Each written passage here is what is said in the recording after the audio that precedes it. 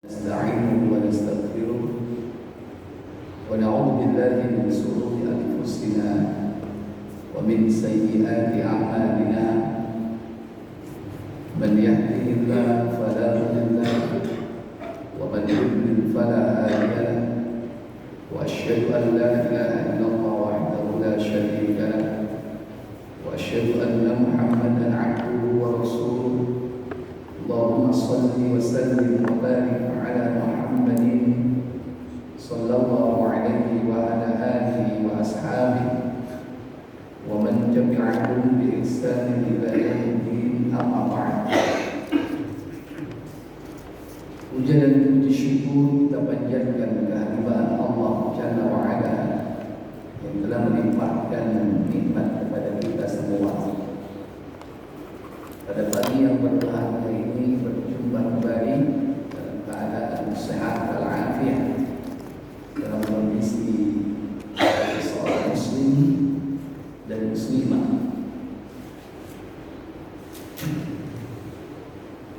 Yang kedua, semoga salawat dan salam selalu tetap terlimpah kepada junjungan qudwah dan uswah kita, baginda Nabi Muhammad sallallahu alaihi wasallam. Demikian pula keluarga beliau, keturunan beliau, para sahabatnya dan seluruh pengikut-pengikutnya hingga tegaknya hari pembalasan. Bapak Ibu, saudara-saudara sekalian,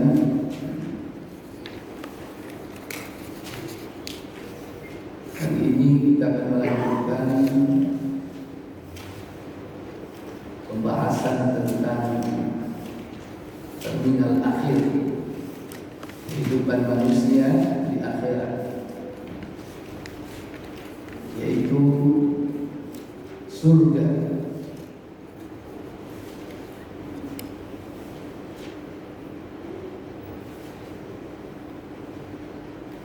Pada pertemuan sebelumnya kita sudah mendapatkan riwayat hadis berkaitan dengan tingkatan surga, bahwa surga itu memiliki berapa tingkat atau derajat, Pak? Mi'atu darajat, yaitu memiliki 100 derajat atau 100 tingkat.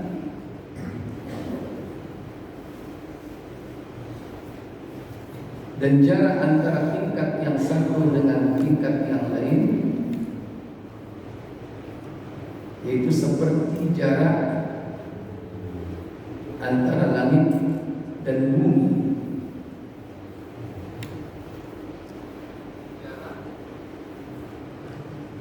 Sementara ada 100 tingkat di atasnya. Ada tingkat 1 sampai 100, berarti yang tertinggi 1 atau 100, Pak? Sesuai ranking atau sesuai tingkat? Ranking. Kalau ranking tertinggi berarti berapa? 1. Tapi kalau ini Tingkat. bukan ranking, itu seperti tingkat. Kalau sebuah gedung, angka terkecil di bawah, angka paling besar atau angka besarnya di atas.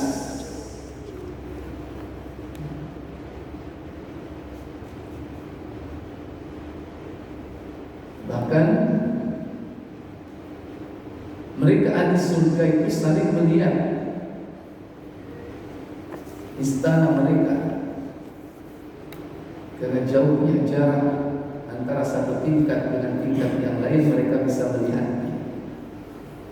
Dalam hadis Tirmidzi diriwayatkan dari sahabat Abu Hurairah, ahli surga itu bisa melihat istana mereka masing-masing sebagaimana mereka dapat melihat bintang timur atau bintang yang ada di barat saat tenggelam.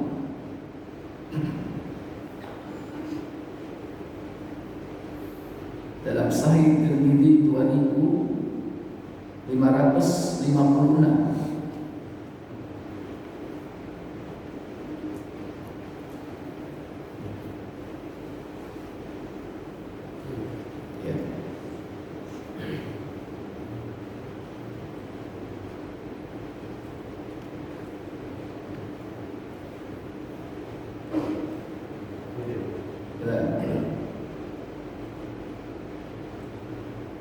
Dari Abu Hurairah radhiyallahu anhu dari Nabi sallallahu alaihi wasallam, beliau bersabda, Apa sabda beliau? sesungguhnya ahli surga bisa saling melihat istana mereka masing-masing.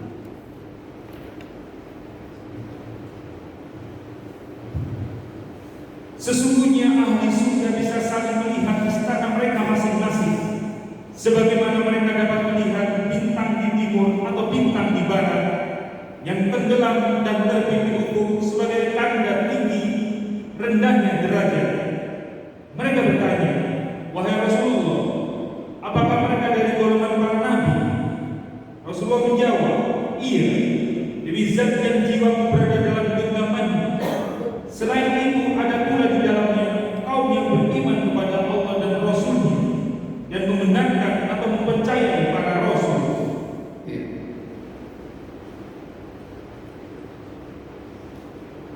Nabi SAW mengatakan,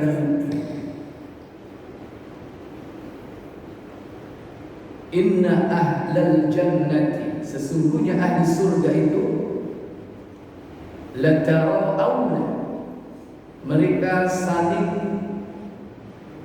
melihat al-ghurfa, yakni istana mereka masing-masing. Kalau diartikan ghurfa itu kamar,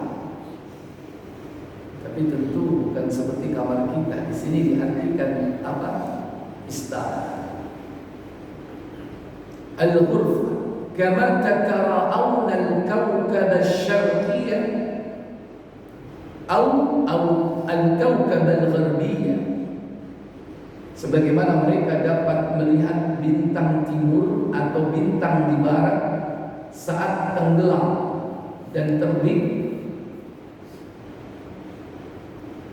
fil ufuq al-gharibah fil ufuq wa tari'ah fit tafadul,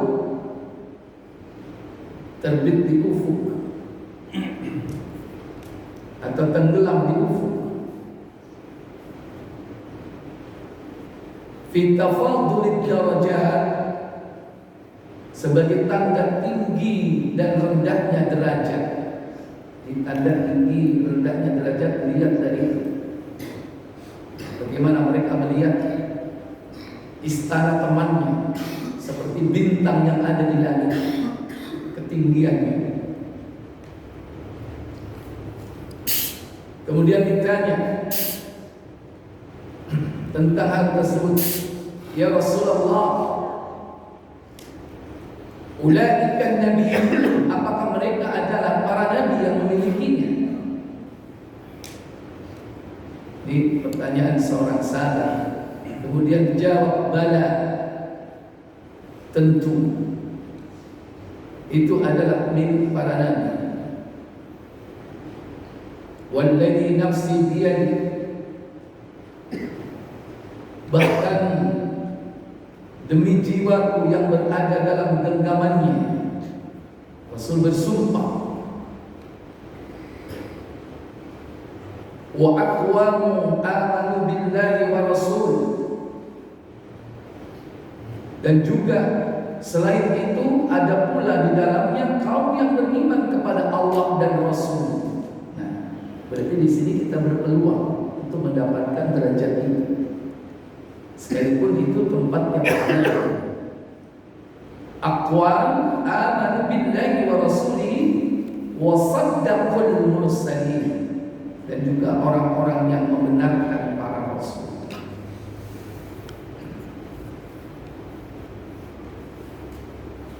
Bahkan ahli surga itu memiliki istana yang tembus pandang,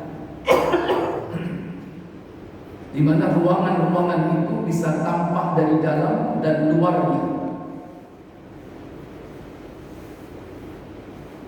Dalam Sahih At-Tirmidzi di nomor 2527,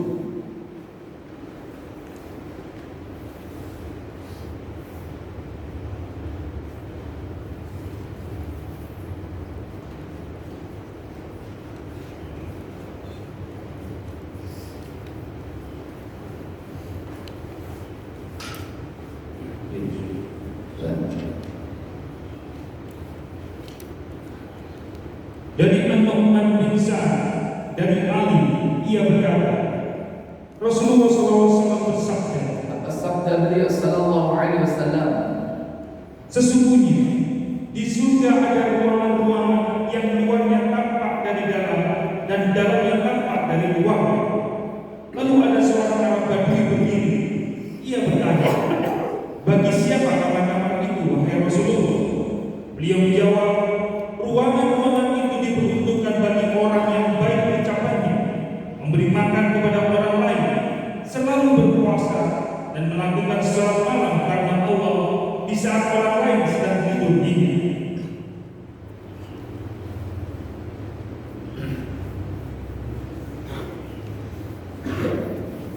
Ini sifat daripada kamar-kamar yang ada di surga. Nabi mengatakan, inna fil jannati la ghurafa, sesungguhnya di dalam surga itu terdapat ruangan-ruangan, yuraghahuha min butuniha wa butunuha min duhuriha. Ruangan yang luarnya tampak dari dalam dan dalamnya tampak dari luar. Jadi seperti apa? Ruang apa? Ruang kaca. Makanya di zaman sekarang ditiru orang menciptakan ruangan dari kaca. Entah siapa pertama kali menemukan kaca tersebut. Yang jelas itu adalah kemudahan dari Allah agar manusia bisa membayangkan nikmatnya surga. Kita memiliki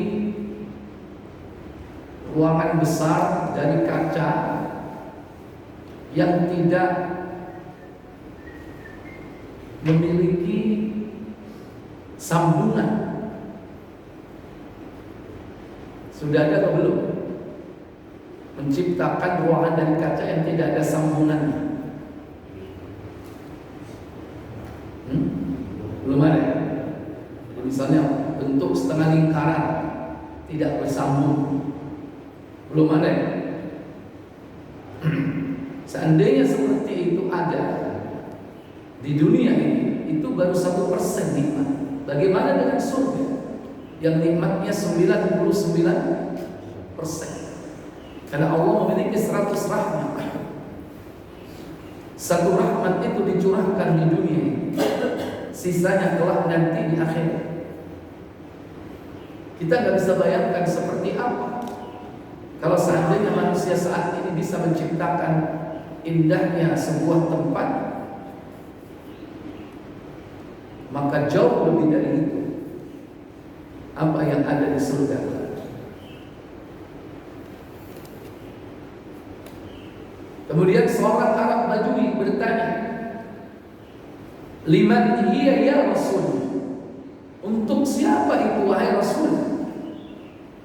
Nabi mengatakan, liman atabal kalam. Ruangan-ruangan itu diperuntukkan orang yang baik ucapannya. Atabal kalam, yang baik ucapannya. Bagaimana ucapan yang baik itu?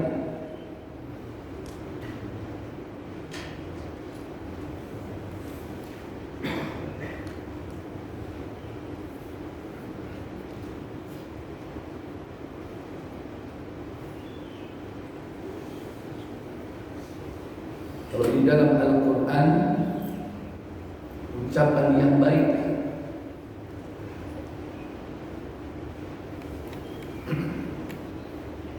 coba dibuka di surah Fussilat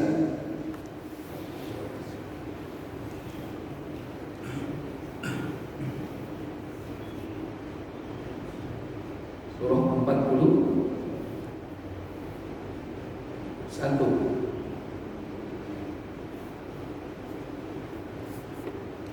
pada ayat ke-32.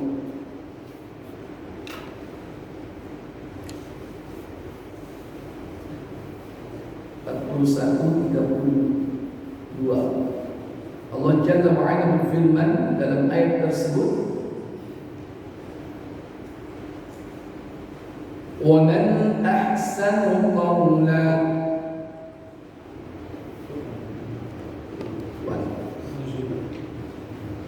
Ayat 33 ya. Wa man ahsanu qawlan mimman da'a ila Allah.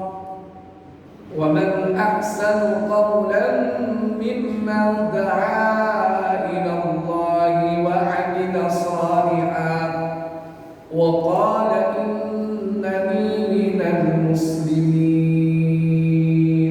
Apa kata Allah? Siapakah yang lebih baik perkataannya daripada orang yang menyeru kepada Allah, mengerjakan amal yang soleh dan berkata, sesungguhnya aku termasuk orang-orang yang menyerahkan diri. Berarti doanya.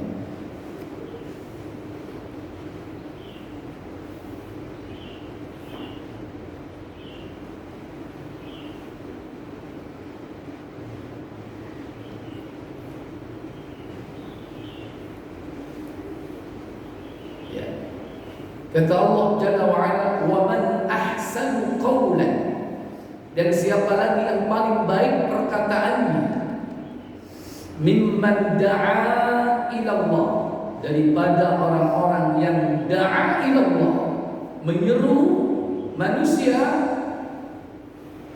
kembali kepada Allah. Jadi mengajak manusia untuk mengenal Allah atau bertobat kepada Allah. Bagi para pendosa, bertobat kepada Allah. Bagi mereka yang kafir, beriman kepada Allah. Bagi mereka yang bermaksiat, taat kepada Allah. Da'a ila Allah. Yang paling sederhana, da'a ila Allah, mengajak orang untuk kepada Allah. Yang paling gampang sederhana, orang yang mengumandangkan azan, memanggil manusia untuk datang kepada Allah. Da'a ila Allah. Itu yang paling sederhana. Tapi bukan terbatas muadzin tuh. Kalau hanya muadzin, kalau gitu ayat ini hanya sedikit yang mengamalkan, yang da'a ila Allah. Tapi siapa saja yang al-amru bil ma'ruf wan nahyu 'anil munkar, ngajak orang lain berbuat baik, itulah orang yang baik perkataannya. Mengajak orang lain untuk berbuat baik, untuk beramal saleh, mengajak kepada tauhid, mengajak kepada sunnah, mengajak kepada taat, mengajak kepada kebenaran al-haq. Jadi mengajak kepada Allah Jalla wa'ala. Wa 'amila shalihan, dan orang yang mengerjakan amal saleh, dan orang yang mengatakan innani minal muslimin, sesungguhnya kami adalah termasuk orang yang berserah diri. Yang pertama, ruangan-ruangan itu diperuntukkan siapa? Yakni at-tabal kalam, orang yang paling baik ucapannya. Wa at'amat ta'am, dan orang yang memberi makan. Memberi makan di sini maksudnya apa? Hah? Memberi makan. Memberi makan kepada siapa? Halo? Memberi makan kepada siapa? Orang lain. Ya. Jadi jangan dipahami memberi makan di sini kepada fakir miskin, kepada siapapun. Termasuk memberi makan kepada orang kaya. Karena orang yang butuh makan itu enggak kenal miskin kaya. Orang yang butuh makan adalah orang yang lapar. Orang kaya lapar enggak? Lapar. Antum pernah enggak ngasih makan orang kaya? Hah? Pernah?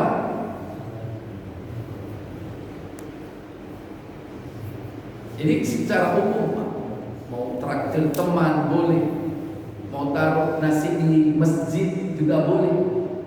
Karena bisa jadi nanti nasi antum itu Jumat berkah itu yang makan bukan orang miskin aja Pak, termasuk orang-orang kaya di masjid yang malas keluar cari makan. Udah deh, ini aja kelihatannya cocok lauknya, makan dia Pak, nggak keluar karena ada nasi berkah.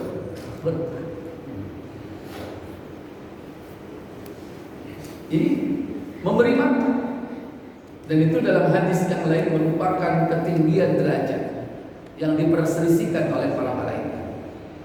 Wa adama siyam, adama di sini adalah menunjukkan istimrar, ajib. Apa ajib? Continue. Ya, dawam terus menerus. Wa adama siyam, yaitu selalu berpuasa. Tentu puasa yang ada apanya? Yang ada tuntunannya. Kalau nggak ada tuntunannya, puasa apa? Karena puasa mentok paling banyak ya puasa Daud, lebih dari itu udah nggak ada lagi. Puasa sunnah. Kalau puasa tiap hari nggak ada tuntunan, perlu curiga, mungkin dia lagi ngamalin ngelmu, pengen sakti, karena nggak ada tuntunan. Atau mungkin curiga, mungkin dia bayar denda siang bulan Ramadan, jima dengan istrinya, makanya dia puasa 2 bulan berturut-turut, tidak boleh putus. Demikian pula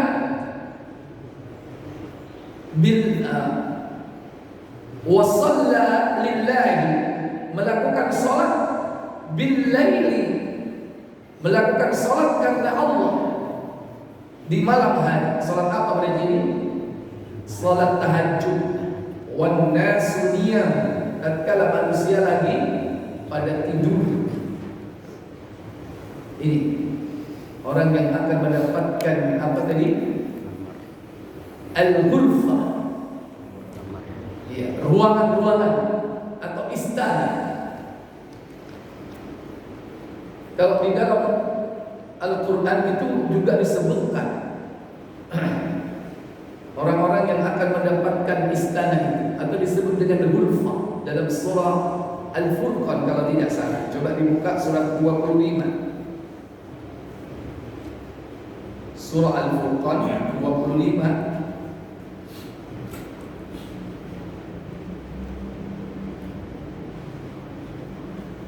Nah, yang mendapatkan itu lebih spesifik lagi, lebih lengkap lagi, syarat-syaratnya lebih banyak.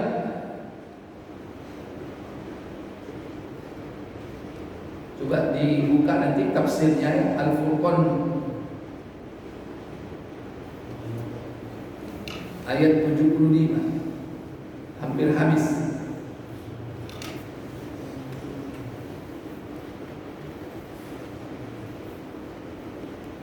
Pada ayat 75 Allah katakan, ulaika yujzauna al-ghurfata bima sabaru wa yulqauna fiha tahiyatan wa salama. Apa kata Allah? Mereka itulah orang yang dibalasi dengan martabat yang tinggi dalam surga karena kesabaran mereka, dan mereka disambut dengan penghormatan dan ucapan selamat di dalamnya. Ulaika yujzauna al-ghurfata, sesungguhnya mereka itulah orang-orang yang akan mendapatkan balasan, yakni martabat yang tinggi dalam surga. Di situ diartikan martabat yang tinggi, tapi makna bahasanya atau kalimatnya sama, al-ghurfah. Bisa jadi memang secara fisik diberikan istana yang tinggi, berada di tempat yang tinggi, Tapi bisa jadi makna al-ghurfa itu adalah kedudukan, martabat. Nah, nanti bagaimana penjelasan dari tafsir? Syaratnya apa? Karena mereka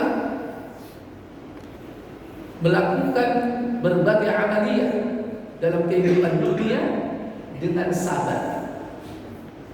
Sabar dalam mengerjakan dan meninggalkan. Sabar dalam mengerjakan dan meninggalkan. Ini dimulai ayatnya, Pak, dari ayat yang ke 63 mulai. Ciri-cirinya dari 63. Kalau ingin mendapatkan istana yang tinggi, martabat yang tinggi, kata Allah, wa ibadur rahmanil ladzi yamshuna 'alal ardi hauna wa idza khatabahumul jahiluna qalu salama. Apa kata Allah? Dan hamba-hamba Allah yang Maha Penyayang itu ialah orang-orang yang berjalan di atas bumi dengan rendah hati. Dan apabila orang-orang jahil menyapa mereka mengucapkan kata-kata yang mengandung keselamatan. Ini ciri yang pertama. Yamshuna 'alal ardi hauna. Berjalan di muka bumi ini apa? Dengan rendah hati. Ini sabar dalam mengerjakan perintah atau meninggalkan larangan. Bersikap rendah hati itu mengerjakan perintah atau meninggalkan larangan. Mengerjakan perintah. Rendah hati.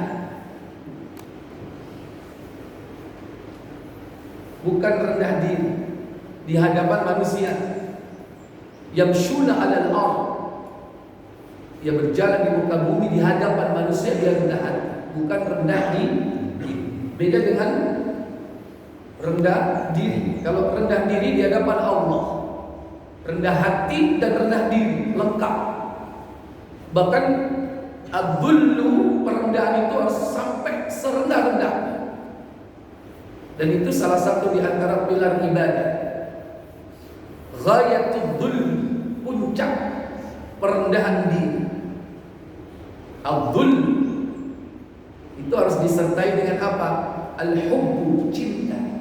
Cintanya setinggi-tingginya, perendahan dirinya serendah-rendahnya. Berbanding berbalik. Maka kata Imam Ibnu Taimiyah dalam Risalah Ubudiyah, itu di antara pilar ibadah apa? Ghayatul hubbi ma'a ghayatul dzulli, ghayatul dzilli. Puncak cinta dan puncak perendahan. Kalau kepada Allah, kalau kepada manusia tidak boleh merendahkan diri, tapi rendah hati. Wa idza khatabahumul jahiluna, kalau ada orang-orang jahil, orang-orang bodoh membuli mereka, mengucapkan kata-kata, sikap, perilaku yang bodoh, khususnya membodohi dirinya, membuli contohnya, mencaci, memaki, mereka tidak tanggapi, mereka balas dengan kebaikan. Qalu salama, ditanggapi dengan baik, gak direwani, gak ditanggapi, tinggalkan. Ini ciri dari orang yang akan mendapatkan istana surga, tampak luar dan dalamnya. وَالَّذِينَ يَبِيتُونَ لِرَبِّهِمْ سُجَّدًا وَقِيَامًا. Apa katanya? Dan orang yang melalui malam hari yang bersujud dan berdiri untuk Rabb mereka. Ya. Sujud, berdiri untuk Allah. Berarti salat apa? Qiyamul lail. Sama seperti tadi disebutkan dalam hadis riwayat Tirmidzi tadi. Wasalla bil laili, wasalla lillah bil laili. Salat di malam hari karena Allah. wan nasu niyam, tatkala manusia pada tidur. Relevan dengan ayat ini.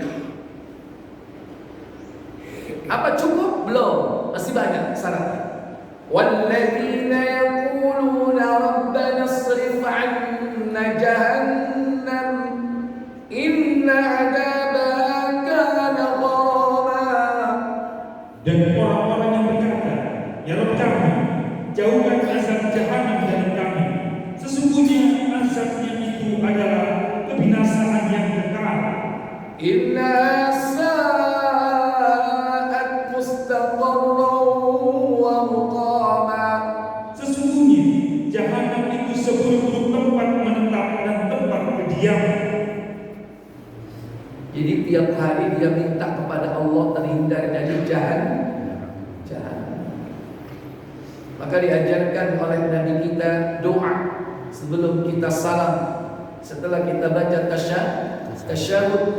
Kata Abu Hurairah, Nabi SAW bersabda, "Idza tasyahhada ahadukum," jika kalian sudah bertasyahud, "falyasta'id billahi min arba'," maka hendaklah kalian berlindung kepada Allah dari 4 perkara. Nabi mengajarkan doanya, Allahumma inni a'udzubika min adzabi jahannam. Yang pertama, kita minta dihindarkan dari azab jahannam. Wa min adzabil qabr, dari azab kubur. Wa min fitnatil mahya wal mamat, dari fitnah kehidupan dan kematian. Wa min syarri fitnatil masiihid dajjal, dan dari fitnah keburukan munculnya dajjal. Sebelum yang lain, pertama di situ yang diminta yakni apa? Berlindung dari azab jahannam. Kenapa? Inna adzabaha kana gharama. Karena azab jahannam itu merupakan azab yang membinasakan dan kekal. Dan itu adalah tempat kembali yang buruk.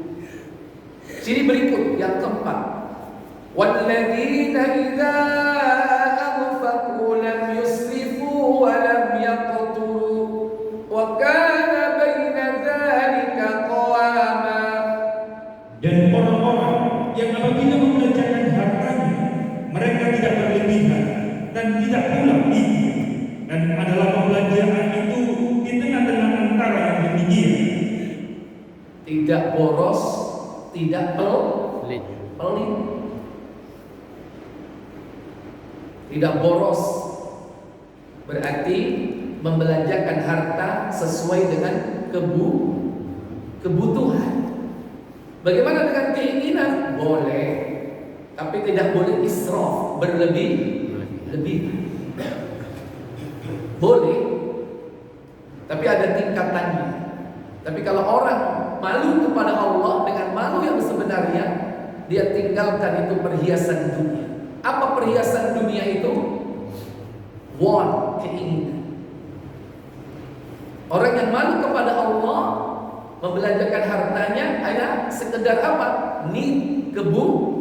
Kebutuhan. Jam tangan itu kebutuhan atau keinginan? Keinginan. Kebutuhan. Mereknya keinginan. Harus kita bedakan mana need and want. Ya, Rolex itu keinginan atau kebutuhan? Nah, Alba keinginan atau kebutuhan? Oke, itu juga ya wes kata merek kan. Sing penting muter. Iya kan? Jam tangan asli maksudnya ya kan? Jadi harus bisa bedakan.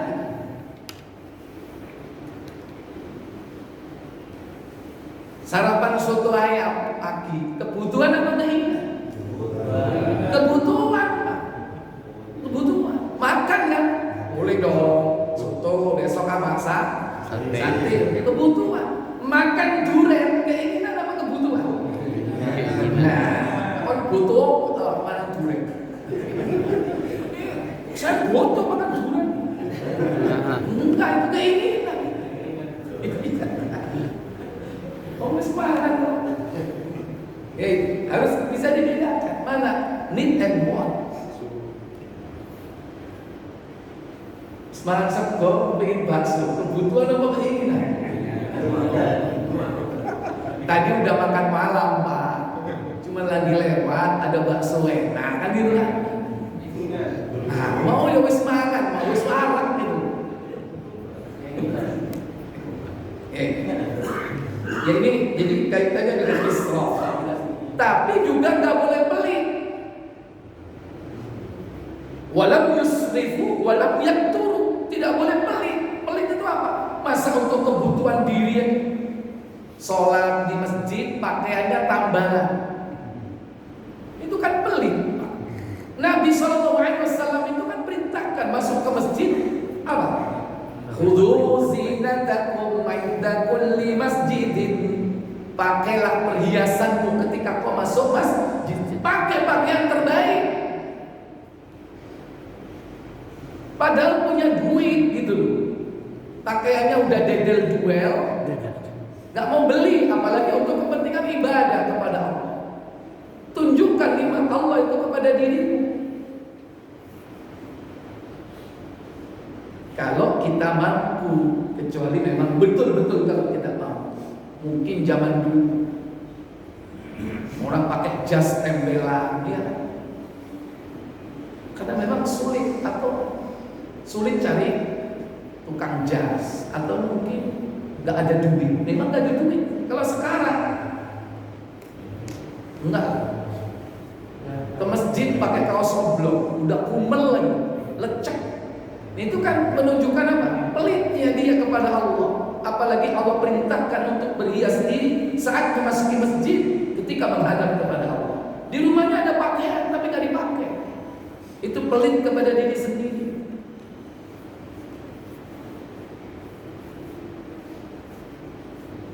Makan juga begitu. Bisa makan yang 4 sehat. Ini Pak dalam rangka ini cuma nasi sama kerupuk. Duit ada. Mestinya dia bisa mencukupi kebutuhan fisiknya. Adapun jumlah, nah itu tergantung. Bisa masuk menit, bisa masuk uang. Jumlah makan berapa kali dalam sehari. Tapi makanan yang mencukupi kebutuhan nutrisi tubuh kita, ini penting untuk ibadah. Padahal dia mampu, tapi dia nggak lakukan. Ngirit, sego mbek kerupuk atau mbek kecap loh misalnya. Walam yaktu wa kana baina dzalika qawama. Kata Allah Jalla wa Ala, jadi yang berada antara itu. Kemudian orang yang bertobat dari perbuatan dosa. Coba langsung dibaca 68, 69, 70. Ciri berikutnya, pengen dapat istana di surga, istana yang tampak dari dalam luarnya, tampak dari luar dalamnya, yaitu dan orang-orang yang tidak menyembah roh yang lain beserta Allah dan tidak membunuh jiwa yang diharapkan Allah membunuhnya kecuali dengan alasan yang benar dan tidak berzina. Barang siapa yang melakukan yang demikian itu, niscaya ia mendapat pembalasan dosanya, yakni akan dilipat gandakan azab untuknya pada hari kiamat, dan dia akan kekal dalam azab itu dalam keadaan terhina. Jadi pelaku dosa besar pun berpeluang mendapatkan itu. Pelaku dosa besar mendapatkan ghurfah, istana di surga. Karena disebutkan di sini, walladzina la yad'una ma'allahi ilahan akhar, dan orang-orang yang tidak berbuat syirik. Kalau mampu, kalau bisa, tidak berbuat syirik. Wala yaqtuluna an-nafsa allati harramallahu illa bil haqq, atau tidak membunuh jiwa yang diharapkan membunuhnya. Kalau bisa enggak membunuh. Alhamdulillah, antum bisa melakukan. Tidak syirik, alhamdulillah. Tidak membunuh, belum pernah Ustaz, alhamdulillah. Nek mateni nyamuk bendino, nek uang turun tangan, nek mateni wedhus, tahu nggak? Sering, ya kan? Nyembelih maksudnya. Membulu yang syar'i, bukan membulu yang tidak syar'i. Yang ketiga, wala yaznun. Kalau pengen dapat surga itu, istana ghurfa tadi itu apa? Tidak berzina. Alhamdulillah tidak berzina. Tapi bagi siapa saja yang pernah melakukan syirik, membunuh, kemudian berzina, bahkan masih berpeluang untuk mendapatkan itu. Kenapa? Apa kata Allah?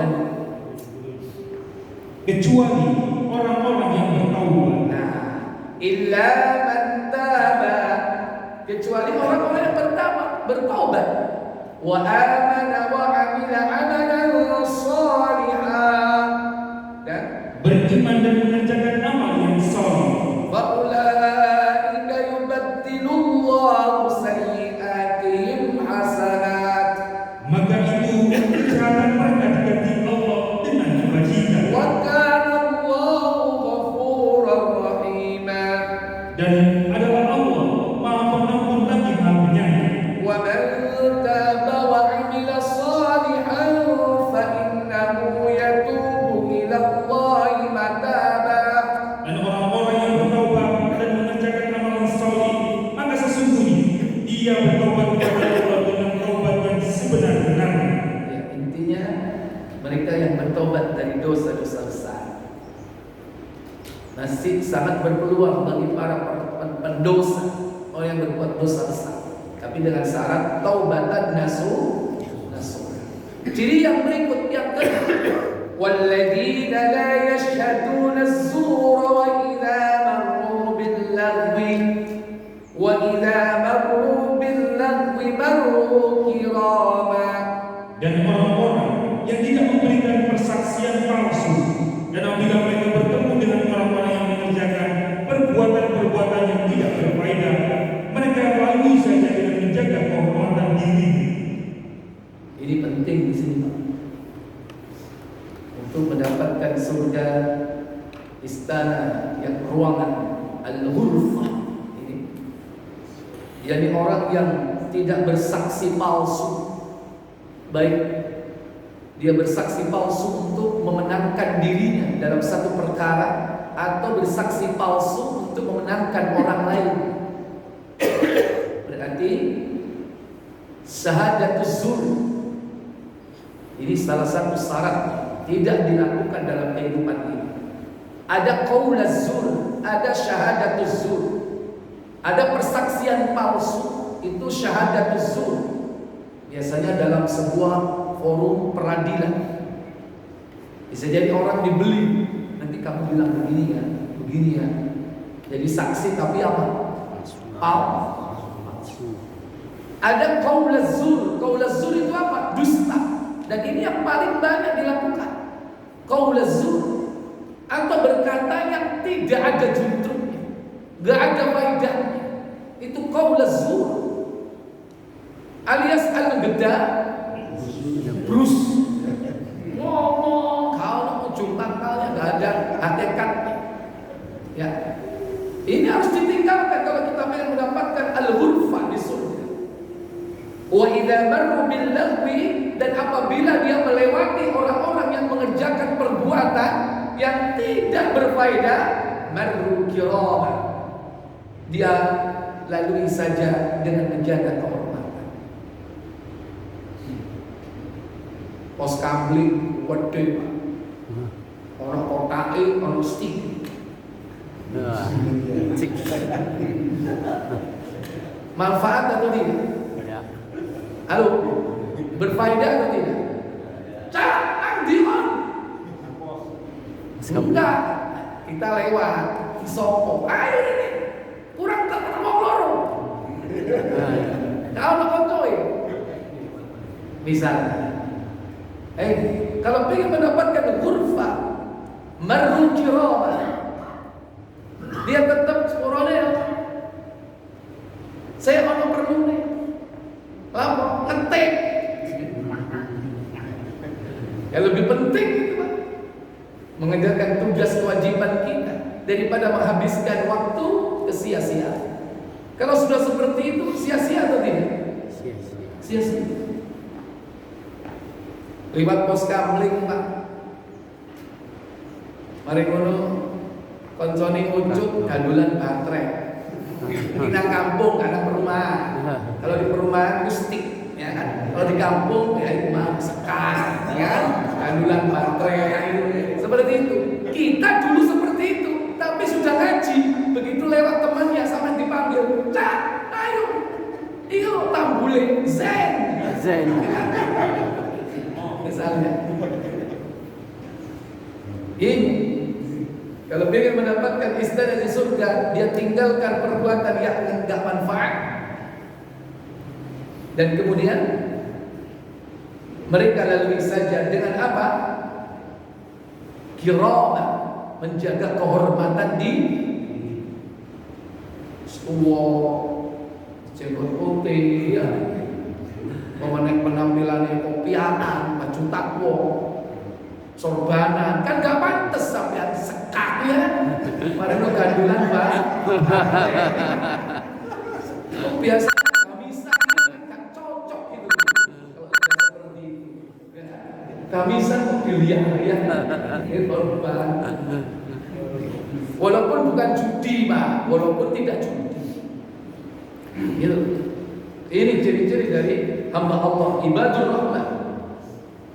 Walladzina idza dzukkiru bi ayati rabbihim lam yakhiru 'alayha summan wa umyana. Dan orang-orang yang apabila diberi peringatan dengan ayat-ayat Rabb mereka tidaklah menghadapinya sebagai orang-orang yang tuli dan buta. Dan orang-orang yang idza dzukkiru bi ayati rabbihim, yang diingatkan dengan ayat-ayat dari Rabbnya, lam yakhiru 'alaiha umya, 'alaiha summa. Mereka tidak bersikap apa? Seperti orang yang tuli, gak pura-pura dan tidak pura-pura kok budek wal kofor. Jadi harus notisi al-kofor. Jadi betul-betul didengarkan kalau ada ayat Quran itu dihayati, direnungi, kemudian diamalkan sesuai dengan kemampuan dia, sesuai dengan tahapannya. Bukan pura-pura gak tahu, sudah ngerti, bolak-balik dikandani riba, ojo dilakoni, ojo riba, pura-pura kopo. Saya kredit nek gak dirawani ini, ustaz gak duwe apa-apa. Nek gak direwangi ini. Itu contoh terhadap ayat-ayat Allah. Kadang kita pura budek, pura-pura gak ngerti, pura-pura gak dengar. Bahkan wa'umya, pura-pura buta. Ini yang berbahaya. Kalau orang-orang pura-pura buta nanti dibutakan Allah nanti di akhirat. Karena dia melupakan ayat-ayat Allah, makanya Allah melupakan dia di akhirat.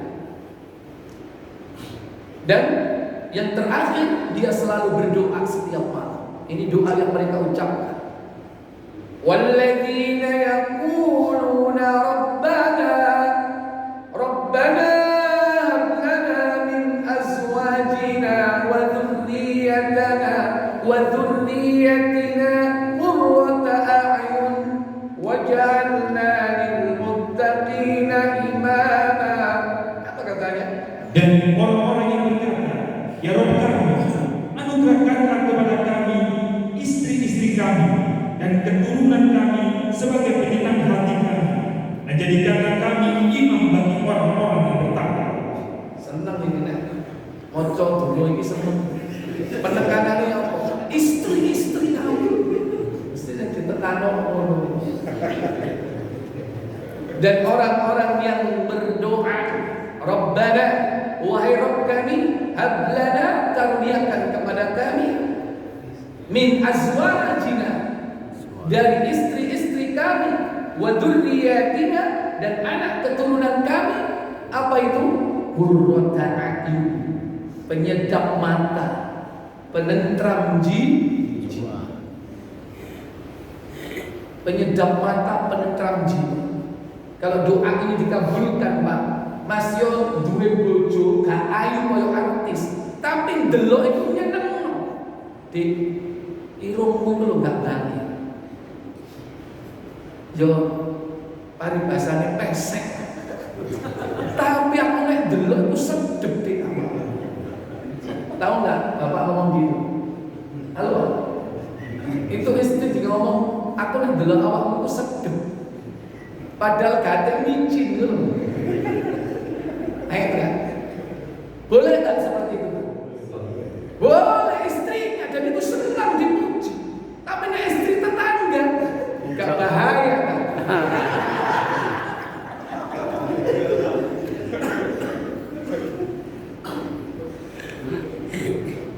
Jadi penyedap hati, penyedap mata, penentram jiwa. Bukti kalau Allah mengabulkan doa kita ini, kita tuh lihat istri itu senang, lihat anak senang. Kadang delok bojo sumpah, ada mungkin sampai kurang dongo. Terus bojone kadang cantik, ini enggak. Kadang bojone wis gak cantik, mencucu terus, bemo ya, sampai gak dongo iki. Sumpah makanya sampai dia itu akhirnya keluar senengane nang Joko, cangkruan nang warkop ya, terus sing didelok gak kena ya. Akhir-akhirnya Budo sapa? Nah, ya. Jadi doa itu wajib, ibaratnya doa wajib. Karena untuk istri dan pasangan kita, agar kita ini diberikan oleh Allah Jalla wa Ala kelapangan hati, kelapangan dada untuk mau menerima keadaan mereka. Karena istri itu tiap hari itu, maaf, semakin muda atau semakin tua? Tua. Halo? Ya. Istri itu semakin tua.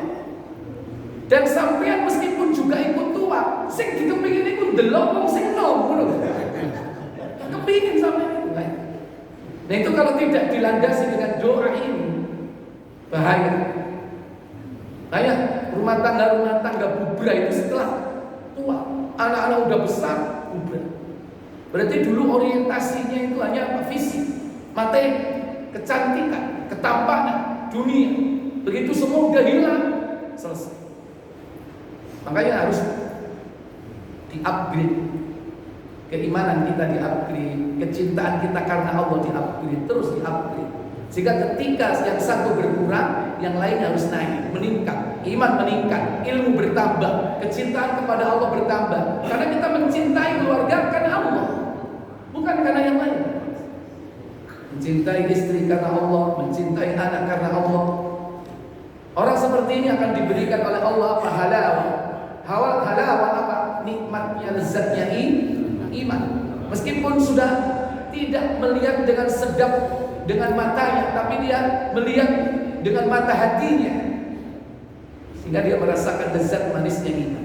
Kata Nabi SAW dalam hadis Muslim nomor 34, ada 3 perkara kata Nabi. Jika 3 perkara ini ada pada diri seseorang, dia akan mendapatkan lezat manisnya iman. Dari Anas, tidak salah.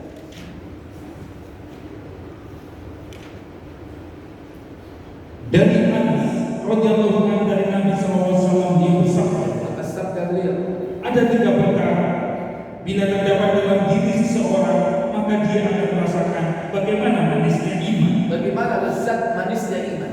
Dan inilah kebahagiaan yang Allah sematkan kepada hamba-hambanya. Apa syaratnya?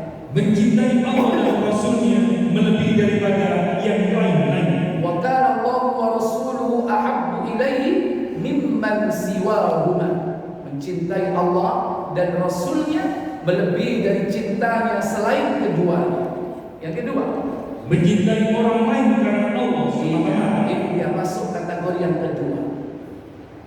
Wa ayyuhibbal mar'a la yuhibbuhu illa lillah.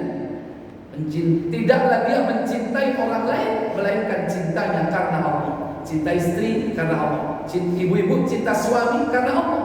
Meskipun nanti suaminya sudah tua,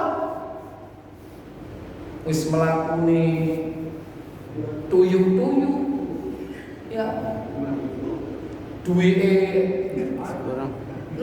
kempes kantongnya, tapi karena cinta karena Allah gitu. Dia tetap rela setia menemani sampai akhir hayat. Tutup sik nontok, sik ganteng, sik gagah, kantongnya tebel ya, dicintai. Tapi ketika semua itu tidak ada, dia tetap setia karena mencintainya karena Allah. Suami mencintai istri karena Allah, istri mencintai suaminya karena Allah. Dan itu langgeng sampai tua, sampai aki-aki, nenek-nenek. Dan nanti diharapkan bertemu di surga. Dan kalau sudah bertemu di surga, dia akan kembali muda. Rata-rata usia mereka berapa? Antara 30 sampai 33 tahun. Wah, jadi kuat-kuatin wong, ganas-ganasin wong, ganteng-gantengin, ayu-ayuin wong. Jos. Makanya sekarang dunia. Jadi mencintai karena Allah ini karena diharapkan nanti sampai langgeng di akhirat. Wa ayyakraha ayyauda fil kufri. Apa nikmat lezat iman itu? Yang ketiga syaratnya, benci menjadi kafir kembali setelah Allah melepaskannya dari kekafiran itu, sebagaimana bencinya akan dilemparkan ke neraka. ya, artinya antum kalau sudah hijrah jangan balik lagi. Kalau kita sudah benci, kita sudah hijrah, benci kepada perbuatan kita masa lalu. Dulu ahli maksiat, mau dilakoni, sekarang hijrah, dapat hidayah. Maka apa yang kita lakukan, yang kita lakukan dulu itu harus dibenci. Benci khomer, benci judi, benci apa mana? Main, madat, apa mana? Benci perbuatan-perbuatan maksiat. Sebagaimana bencinya kita dicampakkan oleh Allah ke dalam neraka. Jangan sampai gak dibenci perbuatan kita masa lalu. Contoh gak dibenci apa? Diceritakan orang mungkin. Kon karena popo nih kon, aku biyen ngalami macam-macam. Wong wedok model os. Ngomong gitu itu benci apa enggak? Halo? Enggak benci. Malah Bangga. Pengalaman. orang seperti itu gak akan mendapatkan manis lezatnya iman, gak akan mendapatkan kebahagiaan. Masa lalu yang kelabu, bahkan hitam kelam, harus dikubur dalam-dalam. Gak boleh diceritakan sama siapapun, termasuk kepada istrinya, gak boleh. Gak boleh cerita kepada istri masa lalu yang dulu. Istri juga begitu, gak boleh menceritakan masa lalunya kepada suami. Ma, aku iya nih pacar kurang bulu, misalnya iki, gak boleh seperti itu. Itu berarti belum benci kepada masa lalunya, harus dikubur dalam-dalam. Wa ayyakraha ayyauda fil kufri, tidak suka kembali kepada kekufuran. Ba'da an qadahullahu, setelah Allah menyelamatkan dia, setelah Allah memberikan dia hidayah, dia hijrah, maka dia harus tutup semua celah-celah perbuatan maksiat masa lalunya. Wallahu a'lam. Baik, inilah konsekuensi